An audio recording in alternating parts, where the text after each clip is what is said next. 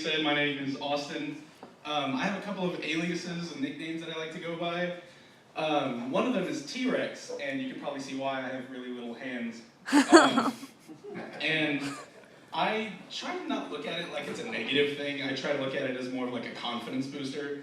Like if I grab my calves, they look really big. And if I grab my biceps, they look even bigger. And if I grab my junk, it still looks small. Another nickname that I go by, my dad lovingly tagged me with when I was little, is Short Bus. He called me that because of obvious reasons, and I actually rode the short bus.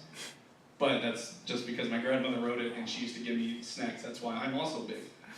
On top of being like openly mocked and things like that, I do have a wonderful girlfriend. She's amazing. She's sitting there.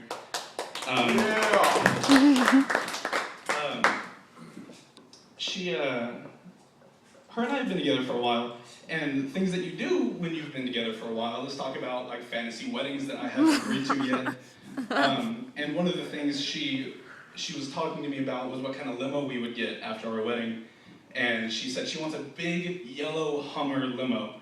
And I kind of looked at her and her beautiful green eyes and loving her so much, and I said, "You're stupid.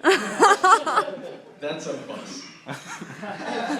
Let's just get a bus, because my grandma can drive it, and Hummers are expensive."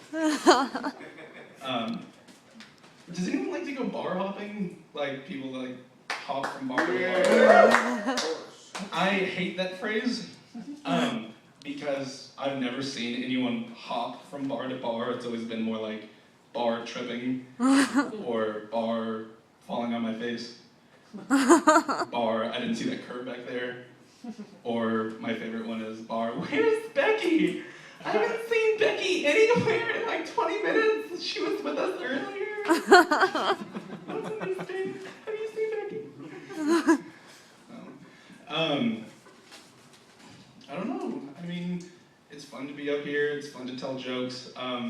It took a lot of convincing for me to actually be up here because I don't think I'm funny. But every time my dad pokes me in the stomach, he makes me laugh like the Pillsbury Doughboy. So he said that was probably a good idea. Here's a funny story. My girlfriend and I were planning a lovely evening together the other night, and we went to Walgreens to pick up a couple of things. One of the things was a bottle of contact solution for her, condoms, and the third item is actually the best item on the list. It was The Amazing Spider-Man, which is a terrible movie, as she insisted. And I don't ever have a problem buying condoms. To me, like, buying condoms is like a proclamation. If anything, it's like, "Ha ha ha, I'm having sex tonight."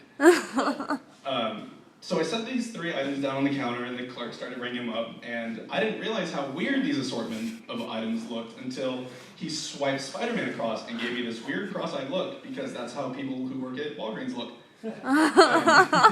And I thought it, in my head, I was like, this guy is thinking, poor girl that he's with, she has to go home to a guy who has a Spider-Man fetish and have fun with him all night. So I blurted out, looking at him dead in the face, I said, "I'm not a creep!"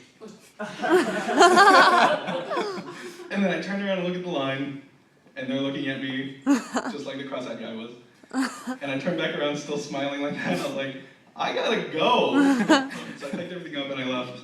I paid for it, of course, otherwise the cross-eyed guy would have tripped over himself trying to catch me. Spacing out.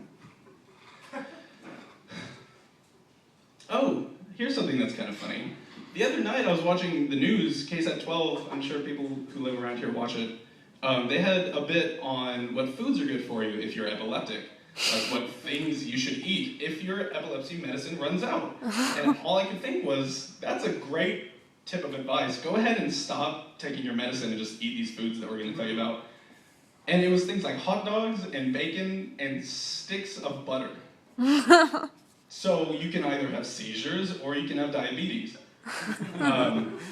You can be epileptic or just die. And at that point, you're really going to have to be like, "Guys, where's Beckie again?" I think that's it for me, guys. Thank you very much. Good job,